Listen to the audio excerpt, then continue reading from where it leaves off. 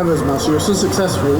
Most people who are successful have got loads of egos and start treating people differently. Why do you treat everyone the same? That's a very good question, man. The reason why I treat everyone the same, because I am not a rich person, and what I mean by that is I'm very successful financially, but I wasn't born a rich person. You see, I'm a broke person who's got money now. And what I mean by that, I'll give you an example, right? I was in Thailand literally last month in February. And when I was in Thailand, there's a few people I was speaking to. You know, there's not many brothers in the gym that I was going to. So every brother I met, I was connected with them. And there was one brother in particular. You know, he's from Birmingham, right? And obviously you can tell that he's been doing, you know, fighting for quite a while. He's in good shape. He's got a six-pack. And I was talking to him, and you know, I can just feel the energy. I can just feel like he's just looking down on me, like I'm the scum of the earth. Yes, I'm heavy, you know. I was a little bit overweight. I'm still a little bit overweight now. But the way he was talking to me, it's like I'm on the scum of the earth. And later on, what happened was he obviously was a friend of somebody else, and they're like, oh, they're going to the hostel together. I'm like, sorry, where you going to the hostel? I'm thinking like, you going to a fucking hostel, mate. And I was sitting there and I'm thinking like, do you know who you fucking talking to? I might be a little bit chubby, but did you know